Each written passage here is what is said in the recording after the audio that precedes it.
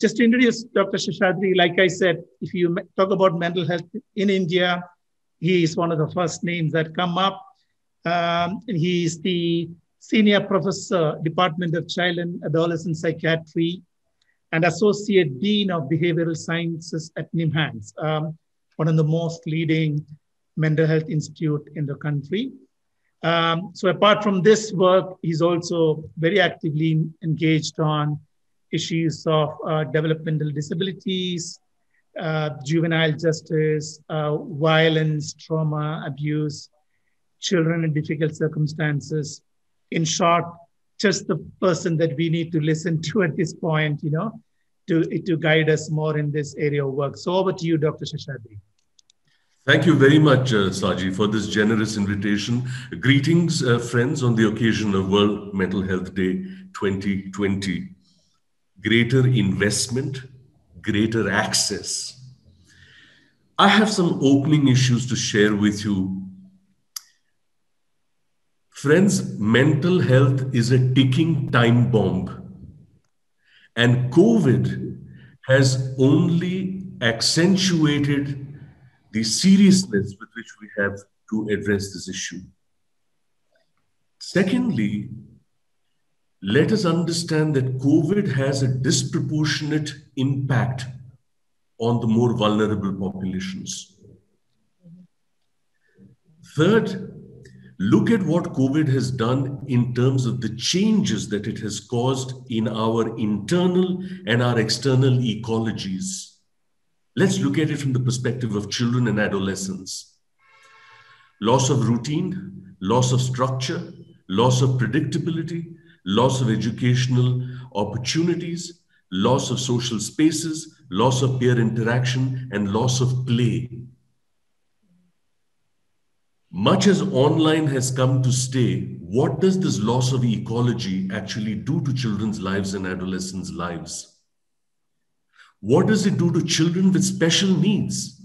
If you look at the combined percentage of children and adolescents of various forms of disability, locomotor disability, autism, intellectual disability, we are talking about 10% of the population. And what about their needs? And this is the reason why mental health is going to be a major agenda as we navigate the unpredictable road to public health recovery from COVID, because the economic impact of COVID, particularly on daily wage workers, migrant workers who have suffered loss of livelihood in the low and middle income countries, only accentuate the child protection risks that Saji referred to. The risk of child marriage, the risk of child trafficking, the risk of child labor. It is in this context that we at the National Institute of Mental Health and Neurosciences have recently initiated a national initiative and integrated resource for child protection, mental health, and psychosocial care. And I present to you, friends, the mandate of this project because it's an indication of what greater investment and greater access means in the context of public child mental health. Through this initiative, we wish to work with the health, education, and welfare sectors. Why these sectors? Because for every one child that manages to reach a tertiary care mental health facilities, there are 99 children who will never manage to access mental health care. Because we want to work in all these spaces that children inhabit and occupy, which means we wish to work with education boards, schools, teachers, childcare institutions and their staff, frontline workers in both governmental and non-governmental agencies that provide what has already been referred to as first level response or psychological first aid. Her Excellency Rim Al-Falasi referred to this, as did Dina. I have taken the liberty, ladies and gentlemen, to put on chat both a website in which our last 5 years of public mental health work with a repository of field activities are there for free access in public domain. We do not believe in copyright. We believe in copyleft. Please feel free to use and adapt it. I've also put down the YouTube channel of this initiative where we are doing a lot of public health programs focusing on challenges of parenting. We did a series called August Talks, which was about child rights, child education, child mental health, and a new definition of loss in the context of COVID. So we want to work with the judiciary, legal services authorities, the police, administrative authorities, all service providers and stakeholders in every sector. And interestingly, this initiative is not supported by the Ministry of Health. It is supported by the Ministry of Women and Child Development. And there you have an example of what we mean by greater investment. Having said this, let me quickly take you to the essence of what I wish to share. Saji, I'm not able to. Yeah, now I am. Thank you very much.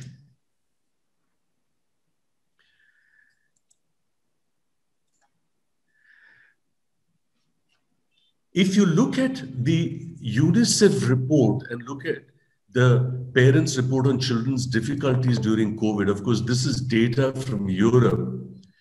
Look at the kind of findings of loneliness, of nervousness, of restlessness, and irritability and difficulty. When Her Excellency Rimala Falasi referred to the various behavior issues that we see, we must understand that behind every behavior, there is an emotion. Behind every emotion, there is an inner voice.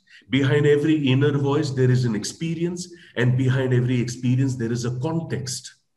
And therefore, psychological first aid is not just about responding to the manifest behavior, which is only an end result of a whole process where context begets experience, experience begets inner voice, and inner voice begets emotion. So 5 children in exactly the same context of COVID and confinement, depending on the kind of experience that they have as part of that confinement. Perhaps one child comes from a family which has pre-existing marital and parental discord and domestic violence. Perhaps another child has a single parent family who's struggling to make economic ends meet. And their inner voices could be one of, when will this last? How long will this go on? And intolerance of uncertainty is the central psychological construct that is going to occupy all our lives as we go ahead in negotiating this pandemic.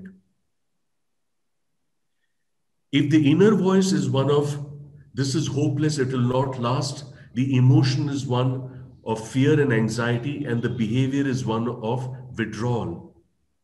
If the inner voice is one of, I'm not able to tolerate this, this is too much, the emotion is one of irritability, and the behavior then is one of disruptiveness or anger outbursts.